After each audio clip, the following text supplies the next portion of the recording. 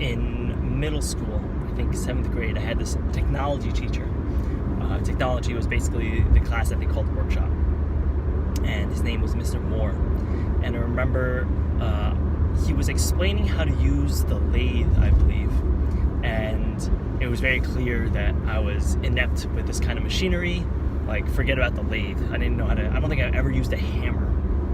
And it was obvious that I didn't know anything about how to build anything, whereas a lot of the other students in the class, they had some experience, whether it's just with like the lathe or using some sort of saw, or I don't know, hammers and screwdrivers and whatever, and I just never used any of it. And I remember Mr. Moore, I think, was trying to make me feel better, and he started talking about how it's okay that I didn't know how to use that stuff or do anything with that stuff or be handy.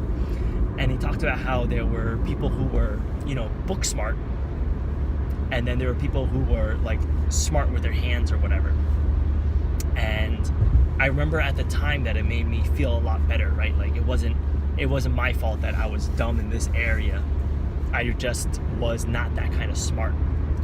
And I don't know, I guess yesterday I was playing around with fixing some light switches in the bathroom, and I accidentally blew a fuse. I had to go reset the breaker. It took a lot longer than I wanted to. And I kind of like latched back onto this idea that, like I'm just not this kind of smart. And I was sitting there and I was thinking about it, and I realized that that's just not true. There aren't those kind of smarts. Well, like book smart versus being like handy smart. What I realized it was this was my first time ever doing this kind of stuff. Like, our family, we never went around fixing things around in the house. And I never really learned how to do that. My mom was busy raising us and working full time.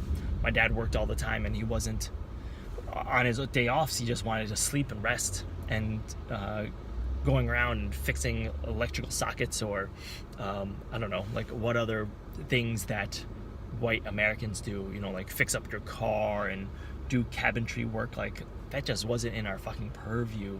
We didn't do any of that stuff because it just wasn't, it didn't factor into our reality. It wasn't part of the immigrant mindset, right? The immigrant mindset was, you make money to survive, you work as much as you can, and that is how you show that you love your family, and that's how you provide for your family, right? It's not about, I don't know, like raking the leaves and making sure your lawn is manicured and looking perfect for all the neighbors, right? If you are putting food on the table and you're taking care of your whole family, like, that's the main objective.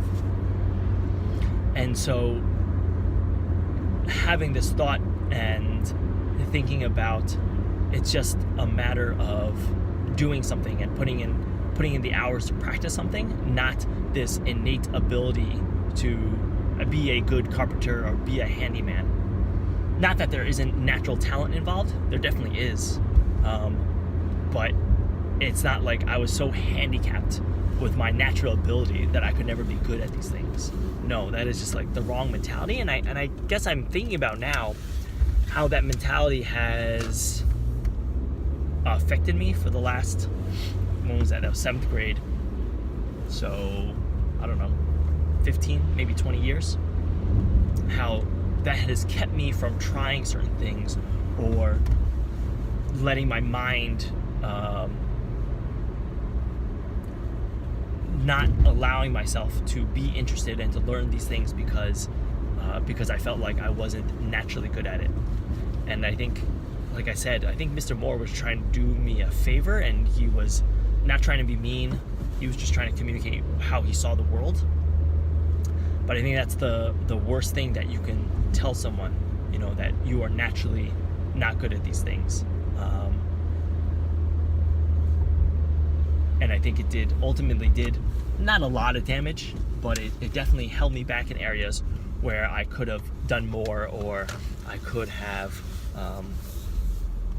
learned it, but I just thought that I was not good at it, and therefore I never did. And so, just something that I thought was interesting.